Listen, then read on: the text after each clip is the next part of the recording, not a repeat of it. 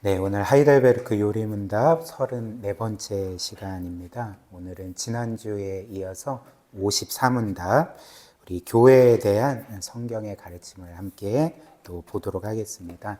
제가 질문 읽고 답을 같이 읽겠습니다. 질문입니다.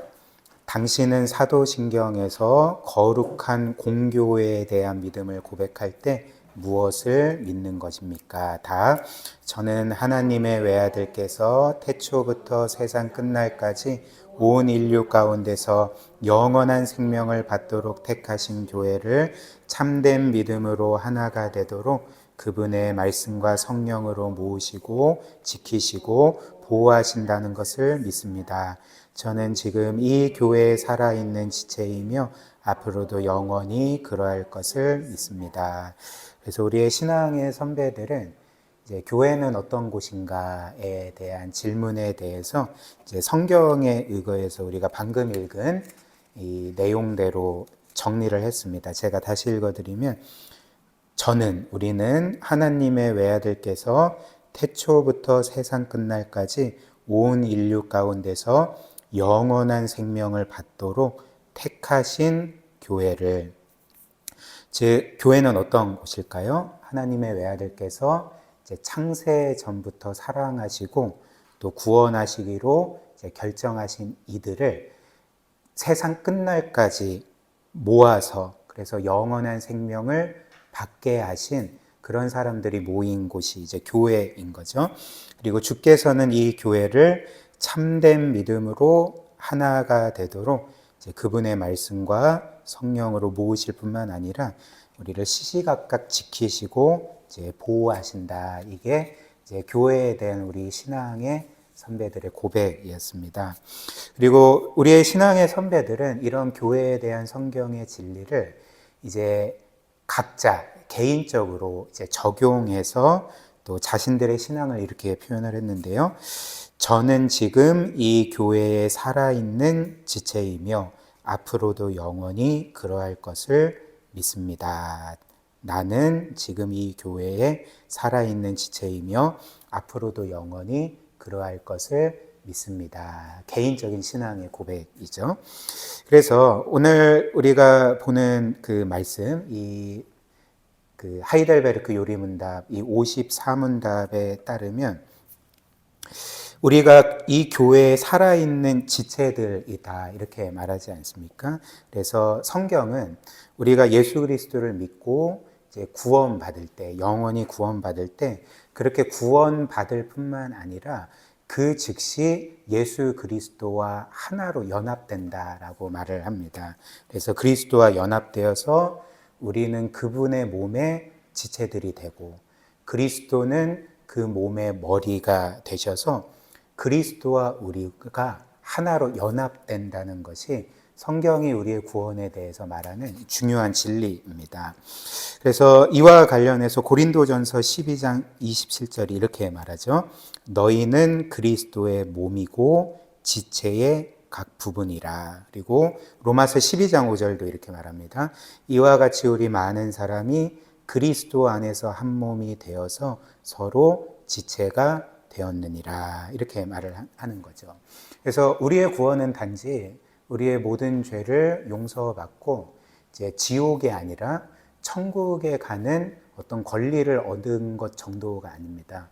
우리의 구원은 놀랍게도 우리의 구원자이신 하나님 그리고 예수 그리스도와 하나가 되는 것입니다. 그것도 영원히 한 존재로 연합되어 살아가는 것이 우리가 얻은 구원의 본질이라는 거죠. 그래서 우리가 이제 이틀 후에 주일 예배 때 또 살펴볼 말씀인데요. 에베소서 4장 15절 16절도 이제 동일한 진리를 알려줍니다. 오직 사랑 안에서 참된 것을 하여 범사에 그에게까지 즉 그리스도에게까지 자랄지라 그는 머리니 곧 그리스도라 그에게서 온 몸이 즉 우리를 가리키는 거죠. 온 몸이 각 마디를 통하여 도움을 받음으로 연결되고 결합되어 각 지체의 분량대로 역사하여 그 몸을 자라게 하며 사랑 안에서 스스로 세우느니라. 여기에서도 그리스도는 머리이시고 우리는 그분의 몸의 지체들이고 그래서 우리는 이제 각 지체의 분량대로, 즉 우리 각자가 받은 사명과 은사를 따라 역사하여서 그리스도의 몸을 하나로 건강하게 세워가는 것이 이제 하나님께서 우리를 구원하신 목적이다. 이제 이렇게 밝히고 있습니다. 그리고 우리의 신앙의 선배들은 이렇게 우리가 예수 그리스도를 믿고 구원받아서 그리스도의 몸이 되면 그것은 결코 취소되지 않는다. 우리가 그리스도의 몸의 지체가 되었을 때 결코 우리는 그리스도로부터 끊어지는 법이 없다. 오히려 우리가 그리스도와 영원히, 그리스도의 몸의 지체로서 영원히 그와 연합된 상태로 있을 거다. 이렇게 고백을 했습니다. 이게 이제 54문답 마지막 답의 내용이잖아요. 저는 지금 이 교회에 살아있는 지체이며 앞으로도 영원히 그러할 것을 믿습니다. 그렇다면 이제 여기에서 우리는 이런 질문을 할 수가 있지 않겠습니까? 지금 우리가 예수 그리스도의 지체라고 성경이 분명히 말을 하는데 지금 우리의 신앙의 선배들의 고백처럼 우리가 앞으로 그리고 영원토록 그리스도의 지체로 남아있게 될 것을 이제 어떻게 확신할 수가 있는가? 우리에게 이런 질문이 들 수가 있습니다. 그렇다면 저와 여러분들이 지금뿐만 아니라 앞으로 영원토록 그리스도의 지체로 남아있게 될 것을 이제 어떻게 확신할 수가 있을까요? 우리가 뭔가 죄를 덜 짓기 때문에 앞으로 그렇지 않겠죠. 이 부분에 대해서 우리는 장담할 수 없습니다. 우리는 계속 죄를 짓는 사람들이기 때문에 내가 앞으로 죄를 덜 질 거다 이렇게 장담할 수가 없는 거죠. 그리고 사실 우리가 그리스도의 지체로 영원히 남아있는 것이 우리가 죄를 덜 짓는 것으로 결정이 된다면 얼마만큼 죄를 덜 지어야지만 우리가 계속 그리스도의 지체로 남아있겠습니까? 사실 이것을 알 수가 없는 거죠. 따라서 우리는 이런 것에 있어서 우리의 그 구원의 확신을 얻을 수가 없는 것입니다. 혹은 우리가 예수 그리스도의 지체로 영원히 남게 될 것을 확신할 수 있는 이유가 우리가 끝까지 믿기 때문에 그런 걸까요? 물론 우리가 끝까지 믿을 수도 있습니다. 그러나 우리는 우리의 미래에 대해서 결코 장담할 수가 없습니다. 우리는 실제로 어떨까요? 우리는 인생 내내 계속적으로 흔들리죠. 우리의 신앙은 계속 병곡을 거치게 되고 때로는 하나님을 의심하며 살 때가 있습니다. 그리고 실제로 우리의 이 믿음의 어떤 정도나 분량에 따라서 우리의 구원이 확정이 된다면 사실 어느 정도로 우리가 믿어야지만 우리가 그리스도의 몸의 지체로 영원히 남아있게 되겠습니까? 사실 그것을 우리가 특정할 수가 없는 거죠. 내가 이 정도로 믿어야지만 계속적으로 그리스도의 몸의 지체로 남아있을 수가 있다. 이것을 우리는 특정할 수가 없습니다. 그렇기 때문에 이제 확신할 수가 없는 거죠. 그래서 우리의 확신은 그렇다면 어디에서 오는가? 지금 우리의 신앙의 선배들이 나는 지금 그리스도에 살아있는 지체이고 영원토록 그러할 것을 믿습니다. 그 사실을 확실히 믿습니다. 라고 할 때 이제 그들의 확신은 어디에서 온 것인가? 분명한 사실은 우리가 그리스도의 지체로 영원히 남아있게 될 확신은 우리에게서 오는 것이 아닙니다. 오직 예수 그리스도에게서 오는 것이고 그리스도께서 이미 우리를 위해 행하신 모든 일에서 이 확신이 유일하게 온다는 거죠. 그 일이 무엇이겠습니까? 그리스도께서 우리를 위해 이루신 일은 2000년 전에 하나님의 아들이신 그분은 결코 어떤 모욕도 받을 이유가 없었고 사람들에게 버림을 받거나 사람들에게 고통을 받으시거나 심지어 죽임을 당할 이유가 전혀 없으셨음에도 불구하고 그분은 우리의 모든 죄를 짊어지시고 골고다 언덕을 오르셔서 거기에서 십자가에 못 박혀 죽으심으로 우리가 받아야 될 하나님의 모든 진노와 심판을 받으셨기 때문에 그러므로 우리의 모든 죄를 영원히 대속하셨기 때문에 그 안에서만 우리가 예수 그리스도의 지체로 영원히 남아있게 될 확신을 얻게 되는 거죠.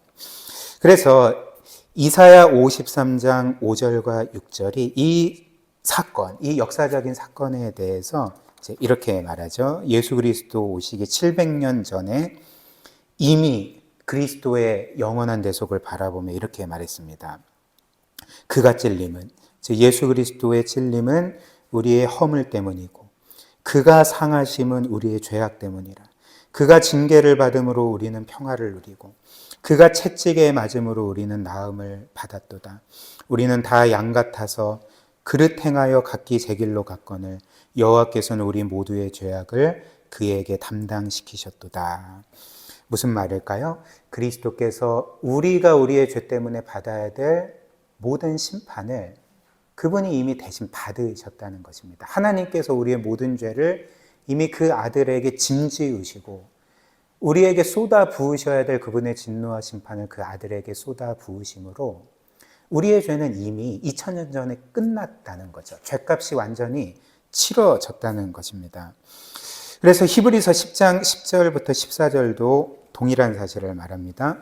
제사장마다, 즉 구약의 제사장들이죠. 구약의 제사장마다 매일 서서 섬기는 자주 같은 제사를 드리되 이 제사, 즉 염소나 양이나 소를 죽여서 드리는 제사는 언제나 죄를 얻게 하지 못하거니와 오직 그리스도는 죄를 위하여 한 영원한 제사를 드리시고 하나님 우편에 앉으사 그 후에 자기 원수들을 자기 발등상이 되게 하실 때까지 기다리시나니 그가 거룩하게 된 자들을 한 번의 제사로 영원히 온전하게 하셨느니라. 제가 14절 볼드체 처리한 부분 정말 놀랍지 않습니까?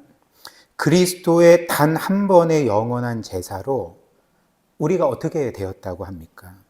그가 거룩하게 된 자들을 한 번의 제사로 영원히 완전하게 하셨다라고 말씀을 하는 거죠.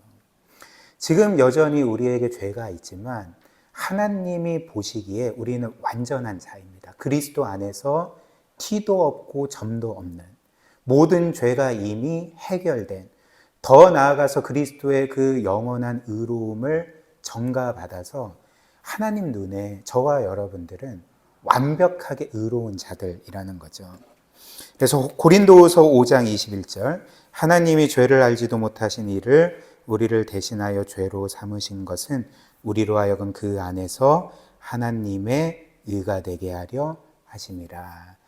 단지 이 세상을 살다간 어떤 의인의 의가 아닙니다. 하나님의 의가 되게 하셨다. 즉 그리스도의 의가 우리에게 선물로 주어져서 그분 안에서 우리가 하나님의 의가 되었다는 거죠. 그래서 결론이 무엇일까요? 로마서 8장 1절 그러므로 이제 그리스도 예수 안에 있는 자에게는 결코 정죄함이 없나니. 우리에게 죄가 많아도 우리에게 정죄함이 없습니다. 우리에게 실패가 많아도 우리에게는 정죄함이 없습니다.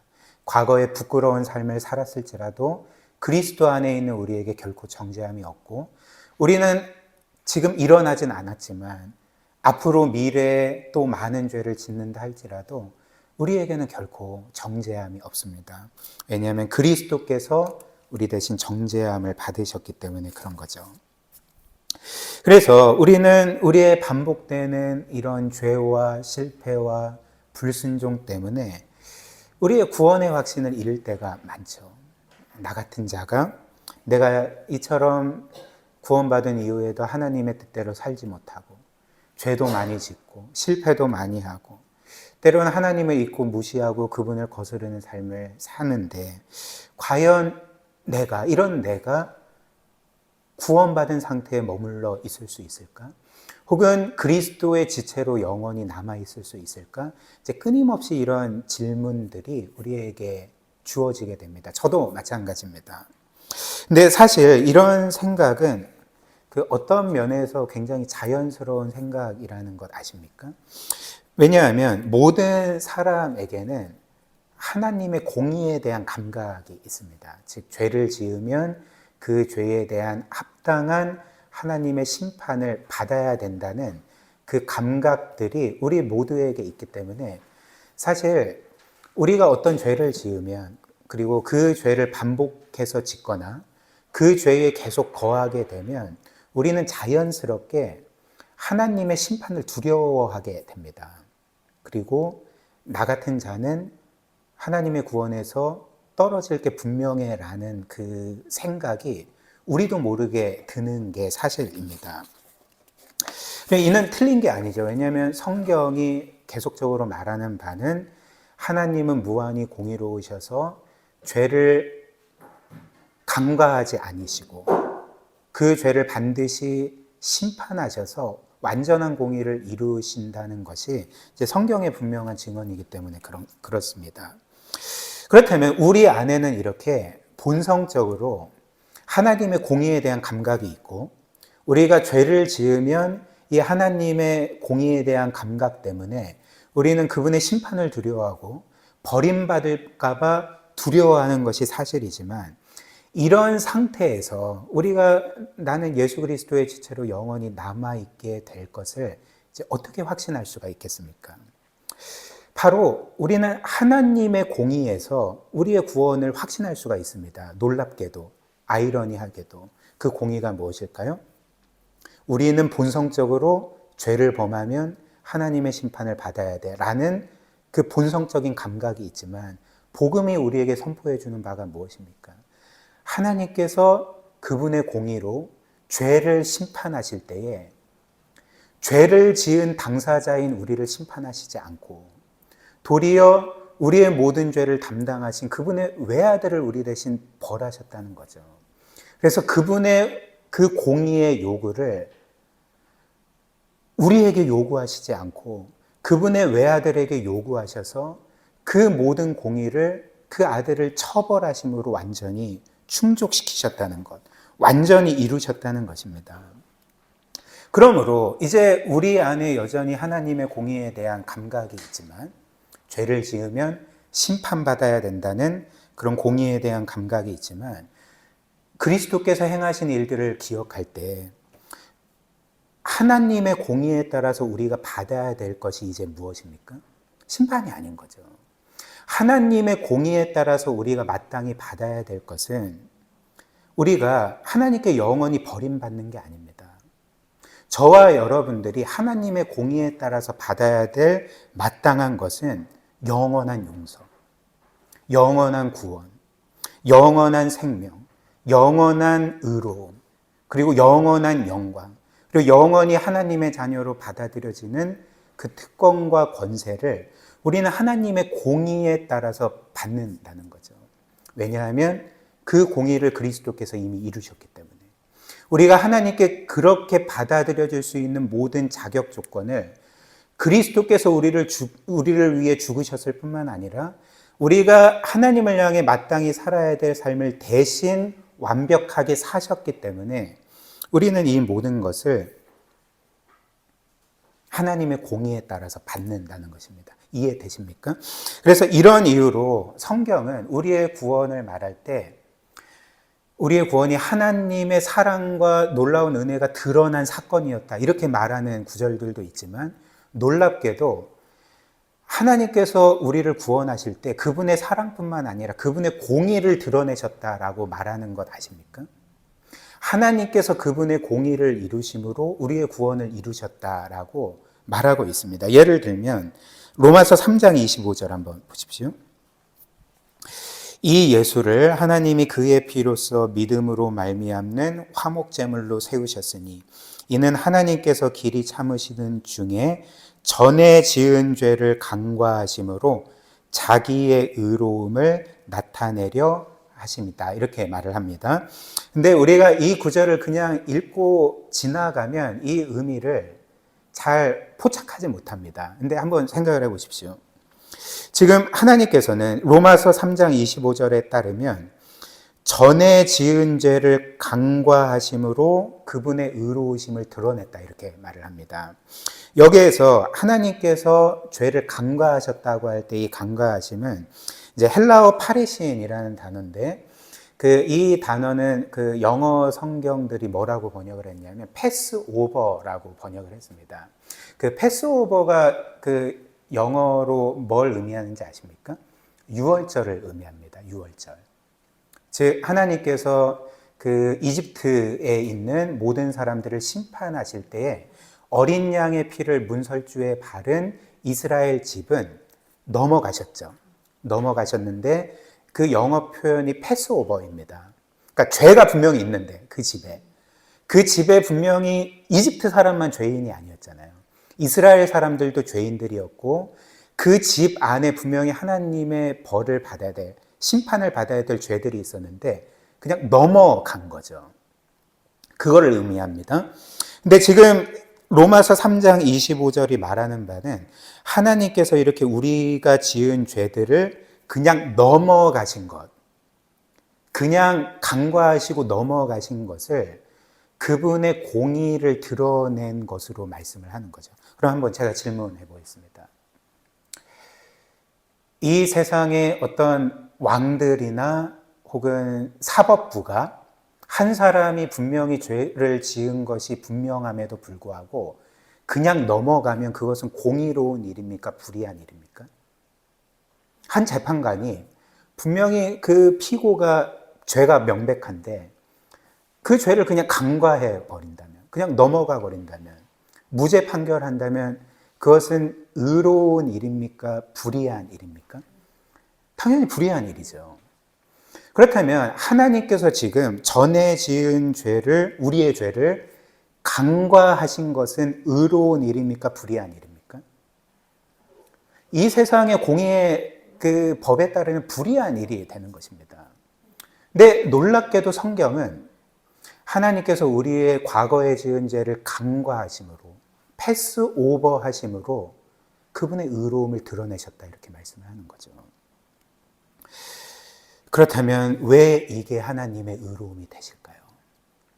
왜 하나님의 불의가 아니라 우리의 죄를 간과하시는 것이 그분의 의로움이 되시겠습니까? 왜냐하면 하나님께서 우리의 죄를 넘어가신 것이 그냥 죄를 덮어 놓으신 것이 아니라 그분의 외아들로 하여금 우리의 모든 죄에 대한 처벌을 이미 실행하셨기 때문에 그 아들에게 직접 우리에 대한 그분의 공의로운 심판을 집행하셨기 때문에 이미 죄는 집행됐고, 그러니까 죄는 완전히 해결됐고, 그렇다면 우리가 정당하게 받아야 될 것은 무엇입니까? 죄를 간과받는 거죠. 죄를 용서받는 거죠. 그리스도의 의로움 때문에 하나님께 의롭다 선언받는 거죠. 이게 하나님의 사랑이 나타난 사건일 뿐만 아니라 그분의 의로움이 나타난 사건이라고 말씀을 하는 것입니다. 그래서 우리의 모든 죄를 간과하시는 것이 그분의 의로움을 나타내신 근거가 되는 이유가 바로 상반절에 나오죠. 이 예수를 하나님이 그의 피로써 믿음으로 말미암는 화목제물로 세우셨기 때문에, 우리의 죄값으로 죽이셨기 때문에, 사법적인 처벌을 이미 예수께 내리셨기 때문에 우리가 해방되는 것은 불의한 일이 아니라 의로운 일입니다. 우리가 용서받는 것은 불의한 일이 아니라 하나님의 지극히 의로운 행위라는 거죠. 우리가 영원토록 그리스도의 지체로 남아있게 되는 것도 의로운 일이라는 것입니다. 그렇다면 이 일이 취소될 수 있겠습니까? 그렇지 않죠. 결코 취소될 수 없고, 우리는 이런 하나님의 공의를 굳게 믿고 우리가 영원히 그리스도의 지체로 남아있게 될 것을 이제 확신할 수가 있는 것입니다. 그리고 그 다음 둘째로 우리는 하나님의 공의뿐만 아니라 하나님의 사랑에서도 우리가 그리스도의 지체로 영원히 남아있게 될 것을 이제 확신할 수가 있습니다. 근데 갑자기 궁금해진 게, 대재야 이해되니? 대재가 안 보여서. 이해되니? 잘 이해되니? 그래. 그래서 우리는 이렇게 하나님의 공의뿐만 아니라 하나님의 사랑에서도 우리가 그리스도의 지체로 영원히 남아있게 될 우리의 구원의 확신을 확신할 수가 있습니다. 로마서 8장 35절부터 39절. 누가 우리를 그리스도의 사랑에서 끊으리요? 환난이나 공고나 박해나 기근이나 적신이나 위험이나 칼이랴. 기록된 바 우리가 종일 주를 위하여 죽임을 당하게 되며 도살당할 양같이 여김을 받았나이다함과 같으니라. 그러나 이 모든 일에 우리를 사랑하시는 이로 말미암아 우리가 넉넉히 이기느니라. 내가 확신하노니 사망이나 생명이나 천사들이나 권세자들이나 현재일이나 장래일이나 능력이나 높음이나 기품이나 다른 어떤 피조물이라도 우리를 우리 주 그리스도 예수 안에 있는 하나님의 사랑에서 끊을 수 없으리라. 그래서 이 놀라운 영광스러운 로마서 8장 본문 말씀은 그 어떤 것도 우리를 그리스도의 사랑에서 끊을 수가 없고, 또 39절에서는 그리스도 안에 있는 하나님의 사랑에서 우리를 결코 끊을 수 없다, 이렇게 말을 합니다. 그리고 그 사이에 35절과 39절 사이에 이제 우리를 그리스도의 사랑에서 끊을 수 없는 것들을 이제 열거하는 거죠. 어떤 것을 열거합니까? 처음에는 환난, 공고, 박해, 기근, 적신, 위험, 칼도 우리를 그리스도의 사랑에서 끊을 수 없고, 또 사망도 우리를 그리스도의 사랑에서 끊을 수가 없습니다. 근데 이제 재밌는 것은 사망뿐만 아니라 이제 그 38절 보면 생명도 우리를 그리스도의 사랑에서 끊을 수 없다, 이렇게 말하지 않습니까? 근데 여기에서 생명이라는 것은 헬라어로 조에인데, 이것은 이제 삶 자체를 가리킵니다. 영어로 이제 life를 가리킵니다. 그래서 우리의 생명뿐만 아니라 이 땅에서의 우리의 삶, 인생에서 겪는 모든 일을 의미하는 거죠. 이것도 우리를 그리스도의 사랑에서 끊을 수가 없습니다. 또한 이어서 천사들이나 권세자들도 우리를 그리스도의 사랑에서 끊을 수 없다는데, 저는 이제 과거에 천사들도 나를 그리스도의 사랑에서 끊을 수 없다고? 천사들이 왜 나를 끊으려고 하지? 이제 이런 생각을 했습니다. 근데 여기에서 천사들은 우리가 생각하는 선한 천사들이 아니라 이제 타락한 천사들을 의미하는 것입니다. 그래서 타락한 천사들인 사탄과 악한 영들, 그리고 권세자들, 이것은 이제 악한 하늘과 이 땅의 권세들을 의미합니다. 이런 것들도 우리를 그리스도의 사랑에서 끊을 수가 없다는 거죠. 그리고 현재일이나 장래일, 현재일과 장래일은 뭘 의미합니까? 우리의 인생에서 일어난 모든 일을 가리키는 거죠. 어떤 것도 우리를 그리스도의 사랑에서 끊을 수가 없고, 또한 능력, 즉 이 세상의 강력한 것들, 높음, 천상의 악한 존재들, 이런 것들도 우리를 그리스도의 사랑에서 끊을 수가 없습니다.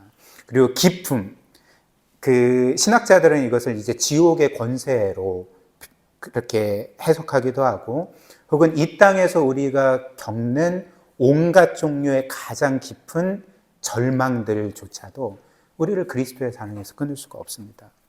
그리고 마지막에 뭐라고 말합니까? 다른 어떤 피조물도 우리를 끊을 수가 없다. 여기에서 다른 어떤 피조물은 어떤 것입니까? 하나님을 제외한 창조된 이 세상의 모든 것, 거기에는 우리도 포함되죠. 즉 우리가 생각할 수 있는 이 세상의 모든 위험들, 강력한 세력들, 심지어 우리 자신조차도 우리를 그리스도의 사랑에서 끊을 수가 없다는 거죠. 사랑하는 여러분, 마지막으로 한번 생각을 해보십시오.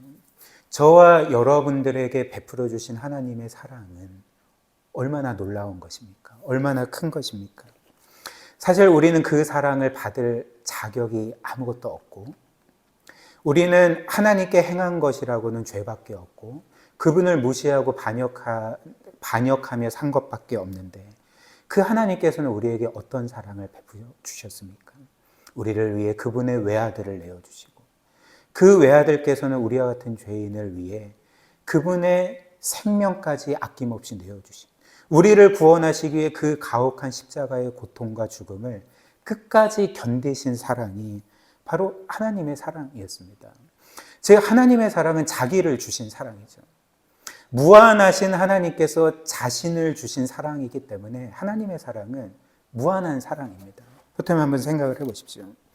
우리의 죄가, 저와 여러분들의 죄가 너무나도 크고 셀 수 없이 많다 할지라도 하나님의 사랑이 무한한 사랑이라면 그 사랑을 상쇄할 만큼, 취소시켜 버릴 만큼 우리의 죄가 크겠습니까? 그렇지 않죠. 우리의 죄가 큰 것은 사실이지만, 많은 것은 사실이지만, 만약 하나님의 사랑이 우리의 죄를 감당하지 못할 정도의 사랑이었다면 애시당초 우리는 하나님의 사랑을 받을 수가 없었을 것입니다.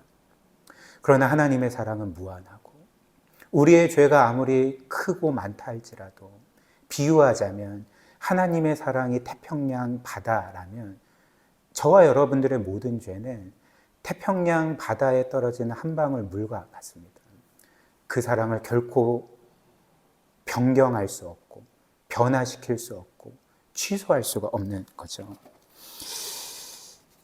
그렇기에 이 사랑이 영원히 우리와 함께 한다면 우리는 어떤 것을 확신할 수 있을까요? 마지막으로 우리 주님께서 저와 여러분들에게 주신 약속의 말씀을 들어보십시오.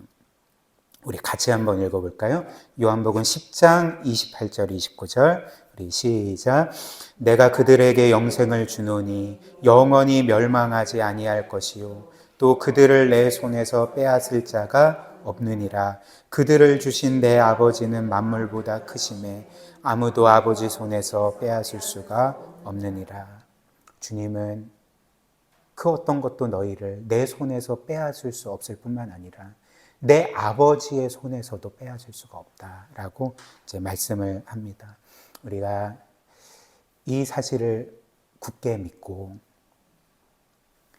사실 이것이 우리의 삶을 그 어떤 순간에서도 어떤 어려운 상황에서도 지탱할 수 있는 유일한 것이 아닙니까? 하나님이 여러분들을 사랑하신다는 사실, 이 세상 모든 것 중에 가장 존귀하게 여기신다는 사실, 이 세상 어떤 것보다도 보배롭고 영광스러운 존재로 영원토록 여기신다는 사실이 저와 여러분들의 삶을 붙드는 우리에게 영원한 소망을 주는 유일한 것입니다. 복음을 기억하며 이 사랑을 우리가 늘 실제적으로 누리기를 주님의 이름으로 축복합니다. 우리 오늘 말씀 기억하며 함께 기도하도록 하겠습니다.